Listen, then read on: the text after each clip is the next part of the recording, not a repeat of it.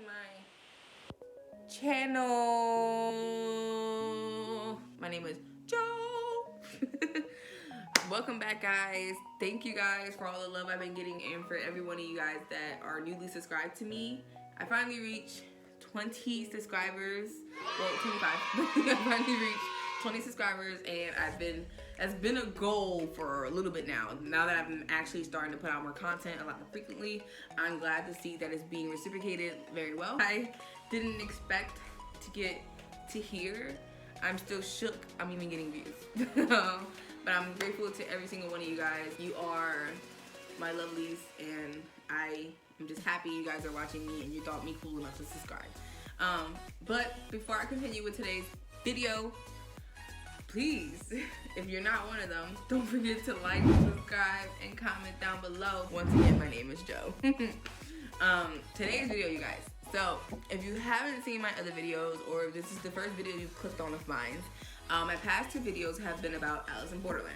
I've done a video on Squid Games, and I've read through the comments of some other videos about Squid Games, and I realized a lot of people have been saying, oh, Alice in Borderland is really better than Squid Games. You should really watch Alice in Borderland. So I decided to give it a try.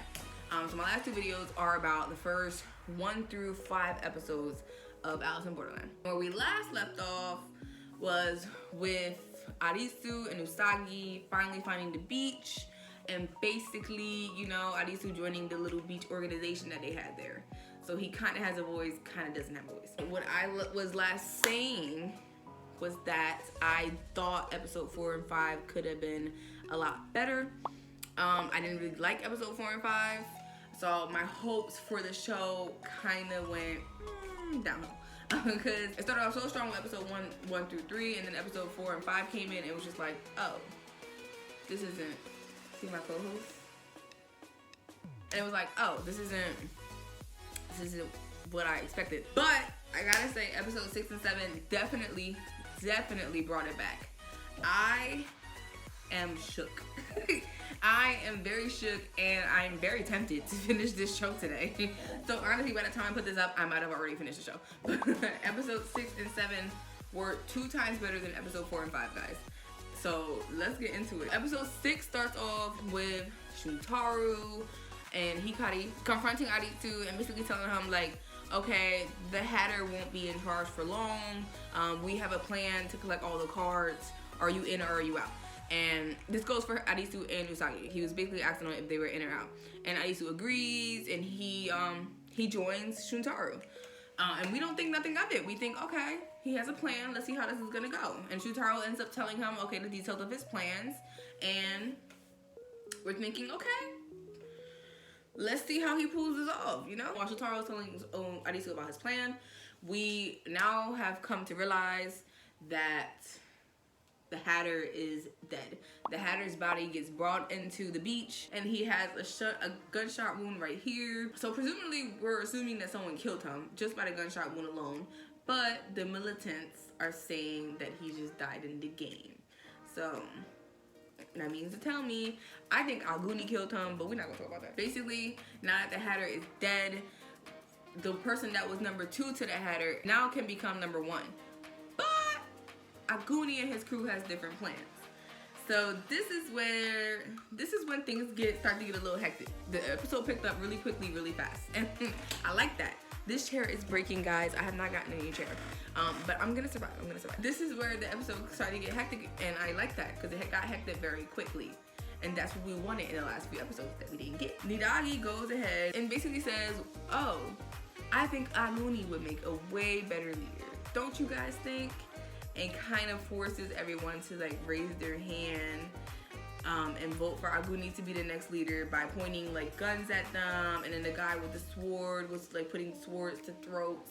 So Aguni of course becomes the next leader because, you know, they were forced to vote for him. So now we have Aguni as the new king, and I already know things was gonna go downhill real fast because as Aguni as the new king, that wasn't gonna work out. So Aguni gets, you know, inducted as the new king, and now he has control of all the cards that they collected so far.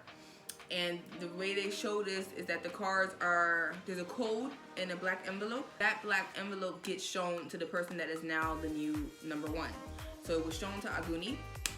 Aguni got to open the card, he got to see the code, and he gets to restamp the card and put the code in another card so that if anything happens to him, the new number one after him can see the code now. So this plays into Shuntaro's plan because the code leads to a safe, and the safe is in the number one suite.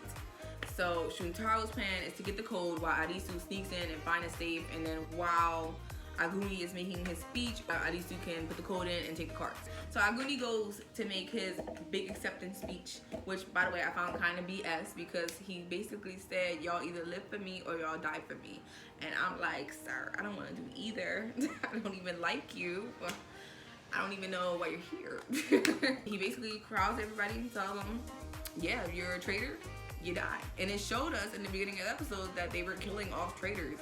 Arisu ended up finding like this whole bin full of bodies, which was kind of like, oh, y'all murdering people in here for real. While Aguni is making his big acceptance speech, you know, very patriotic of him, the plan is now going.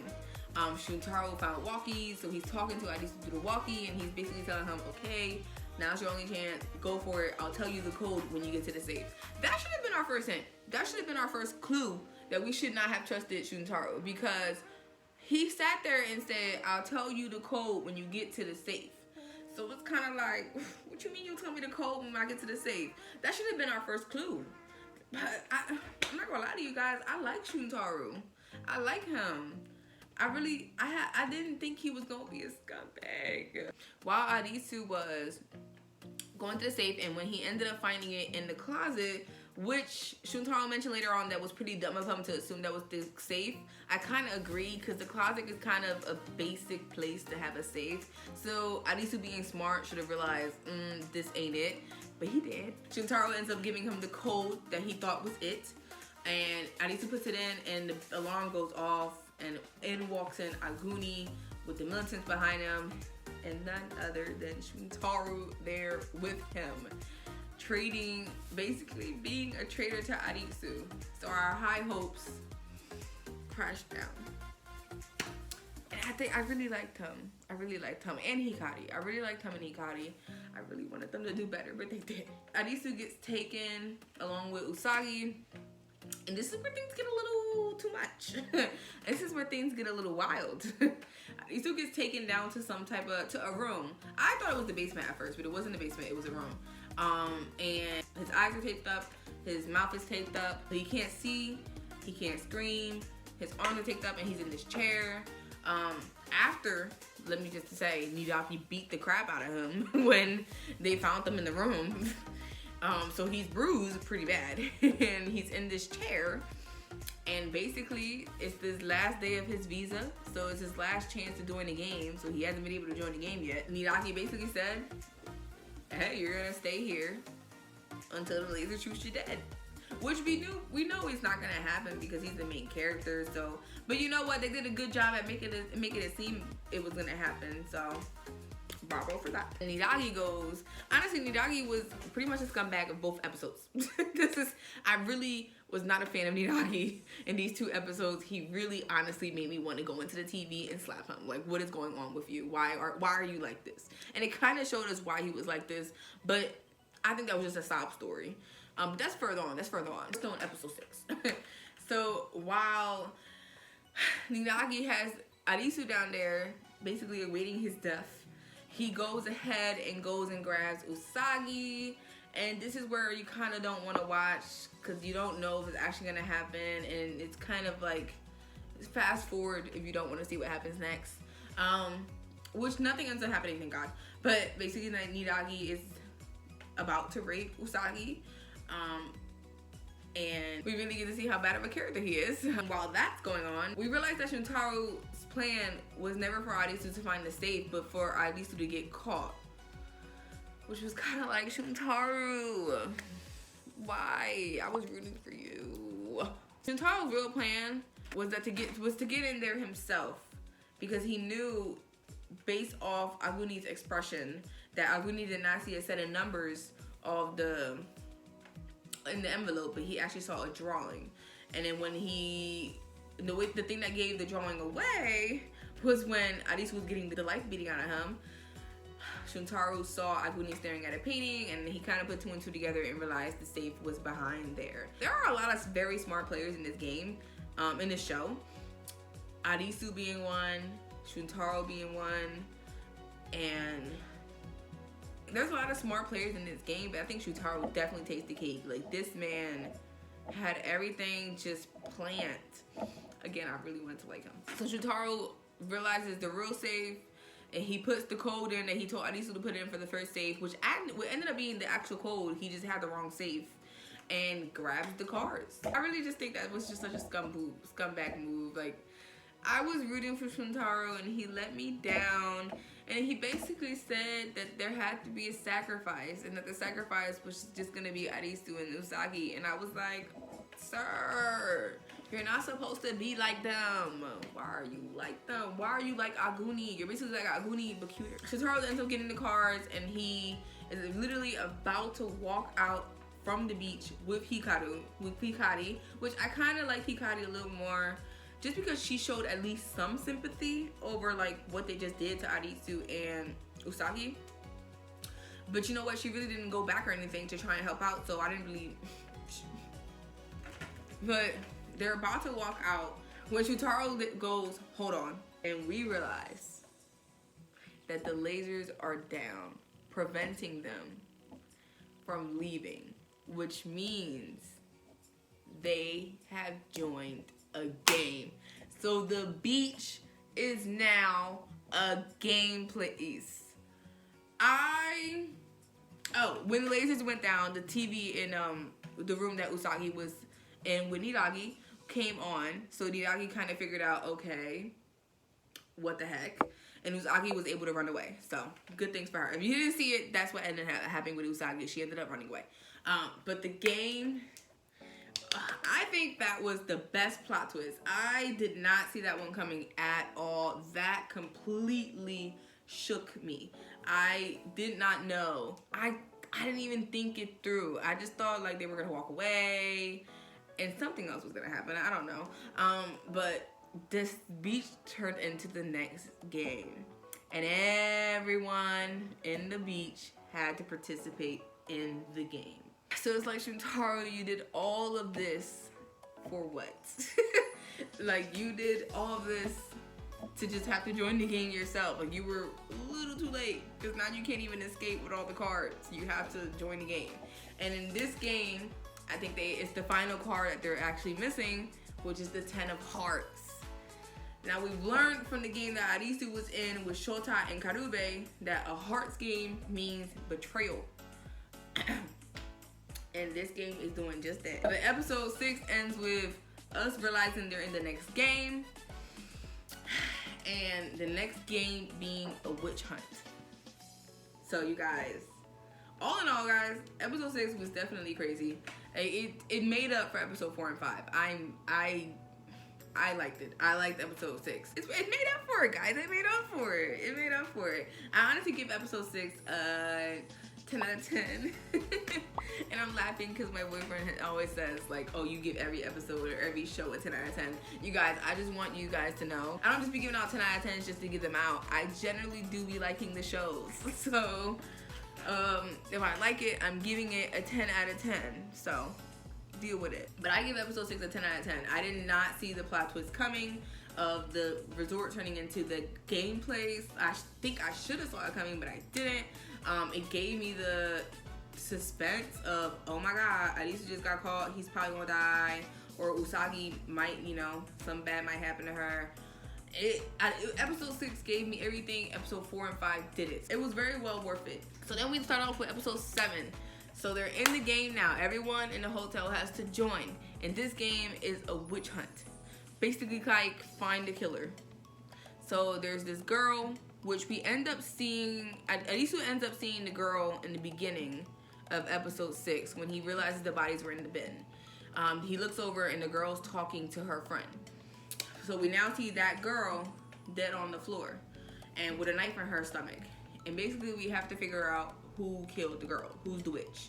And it's kind of like, I'm assuming it's like the game when they were playing tag where, oh well, Yeah, I think so. It's kind of like, so this the witch hunt is basically like every other game that's been so far. The tag game and the wolf game Adisu was in.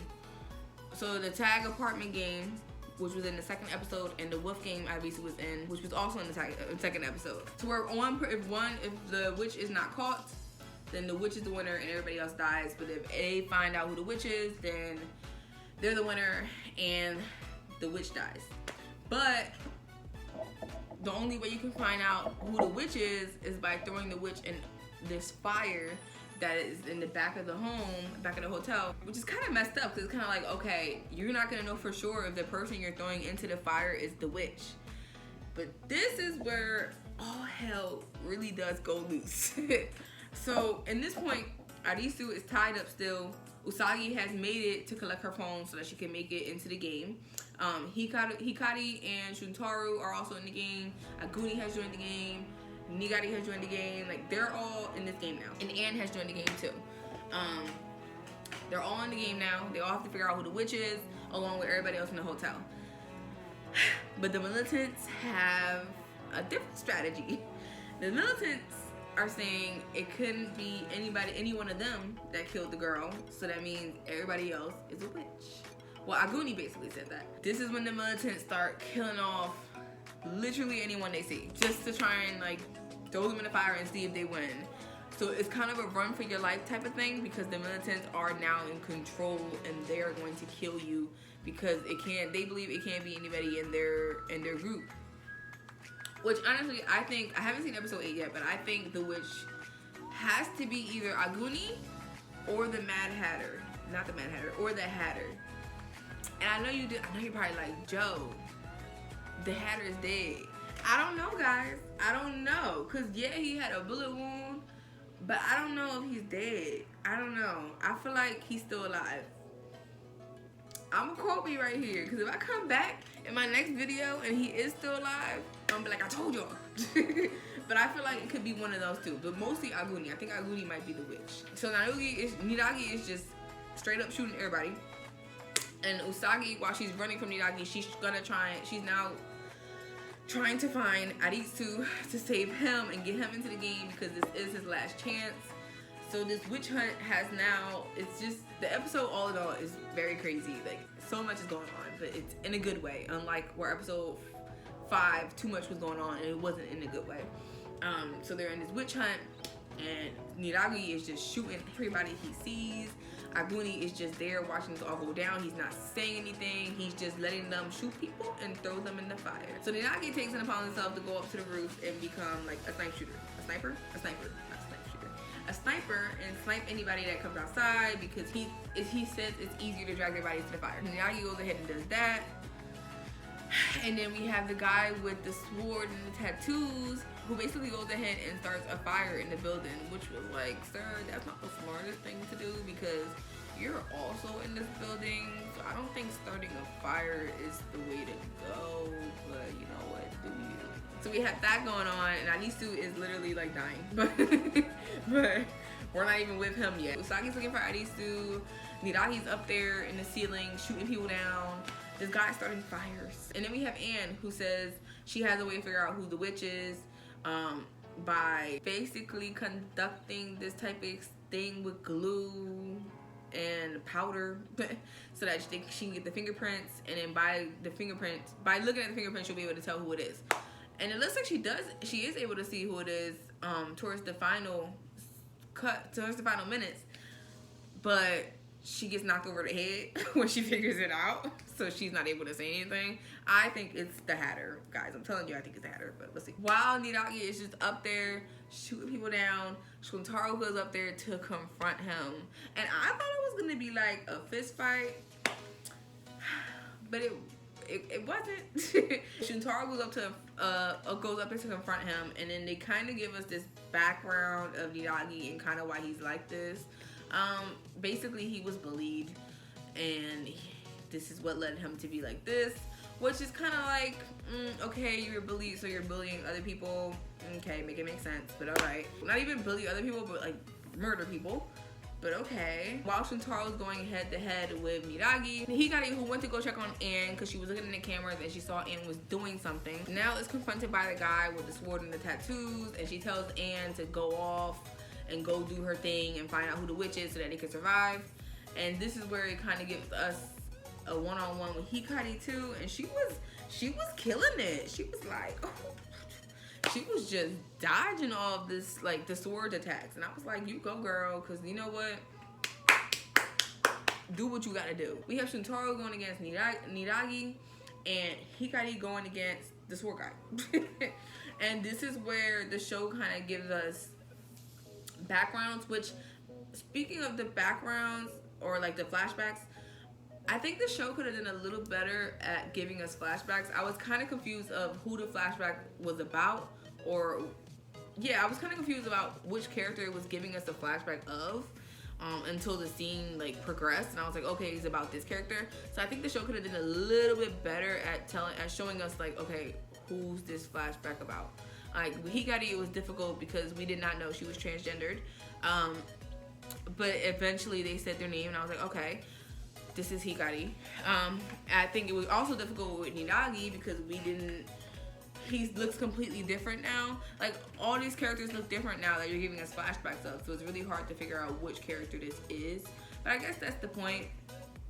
I just think they could have been a lot smoother with it. So we get flashbacks from them. We find out that Nidagi was bullied. We find out that Hikari knows karate and that she's transgender. And then we also find out that the sword guy was basically a nobody who didn't have a life really and ended up killing people. Shuntaro goes against Nidagi. Darn it, Nidagi. Shuntaro goes against Nidagi, and Nidagi thinks he has this one up because he has this gun that he's been shooting people with, but Shuntaro takes the cards, throws them in the air. And it kind of confused me, like, why would you throw the cards in the air? Like, you just went through all that to grab the cards, so why are you throwing them in the air? But I mean, I get it. It's for a distraction, but still, why is that what you do? Shuntaro takes the card, throws them in the air, and while Nidagi asks him what he's doing, Shuntaro jumps to the side, and he has a weapon that he created himself, I'm assuming, his very own flamethrower, and he lights Nidagi up. And I could do nothing but applaud because I was so happy Nidagi died, guys. I really could not stand him these 2 episodes. He really showed how terrible of a character he was. And even though Shuntaro let me down, I was happy he killed him because I really was hoping Nidagi, I really was hoping something bad happened to him because I could not, guys. Like, he was about to rape somebody. He was just out here shooting people, and he's been forcing people to be on Abuni's side. So I'm glad Shuntaro got rid of him. Although I still don't really trust Shuntaro, so. But Nidagi ends up dying, and then on the other hand, we still have Hikari and the sword guy, and she is killing him. She is not killing him. She is kicking his behind, guys. Like, she is literally doing what she has to do. She is dodging his attacks and she's hitting him, and then at the end she goes into this flashback mode and she performs a move that her father taught her in her past before she ended up leaving because her father wouldn't accept her. She performs a move and she actually performs the finishing move this time and ends the sword man's reign. And then while all that's going on, Arisu gets the tape that he had around his mouth off by just wetting it, which was honestly pretty smart, but I don't think that will work with every tape. I think some tapes are just too strong for you to do that. But I don't know, maybe I'm wrong. So Arisu ends up getting the tape off, and Usagi ends up finding him. And then she basically tells him what's going on, and it's up to Arisu now to figure out who the witch is. This is where Arisu finally shows his smarts again and brings us back, and he kind of like says, we're not looking for the witch, we're looking for the game master. The game master in this case is the witch. He basically said everything happening too soon, like there's no way the Hatter dies and then this place turns into a game place, and that's not a coincidence. So Arisu's breaking it down, and the episode ends with Arisu figuring out who the witch is. You guys, episode 6 and 7 honestly was a lot. Like it was crazy. Like I'm smiling because it was just, I'm so happy. It was so good. Thank you guys for telling me to continue watching it because it honestly got so much better. Like I couldn't. Like episode 4 and 5 were, they were okay, but episode 6 and 7 really caught up the slack, and I'm really excited to watch episode 8 and just to figure out who the witch was, and hopefully, I don't know, I really think, I have not seen it, but I really think it's the Hatter. I think the Hatter was playing dead or something, and if it's not the Hatter, maybe it's between the Hatter and Aguni, and if it's not either one of them, then I'm in for a shock because I don't know. I have no clue who it could be. I definitely give episode 7 another 10 out of 10. Yes. I'm about to just, the 10 out of 10s, I'm gonna give it a 10 out of 10 stamp. It definitely gets a 10 out of 10. It's perfect. It was great. It had everything. It caught your attention. It had you like being like, oh my God, is this really about to happen? Like both episodes were generally really good, and I'm really happy it didn't end up being not so good like episode 4 and 5. So I can't wait to see what the last episode has in store. So stay tuned for that video because it's coming. And I just, yeah, this was a lot. My favorite character, Shuntaro, let me down. But you know what? I'm rooting for everyone. And hopefully, I know someone said that the last episode left them confused. So hopefully that's not the case. One thing about this show is really doing a really good job at the plot twist. Doesn't even matter if the game is that good or not, but the plot twists in this show are really, really good. Thank you guys for watching my video. Thank you guys for tuning in. If you haven't already, don't forget to like and subscribe and comment down below your thoughts. What did you think of episode 6 and 7? Did you think it was good? What didn't you like about it? Let me know. Let's conversate. Thank you guys for tuning in. I hope you're having a great day. I hope you're having a great week. I hope you're doing good. If no one has told you today, I love you. If you're going through anything, please don't think that this is the end. Please don't think that you are not strong enough to get through it, because you are. There's always a friend in me. You're strong, you're beautiful, you're brave, you're great, and I hope I put a smile on your face. I love you. See you guys next video. Peace.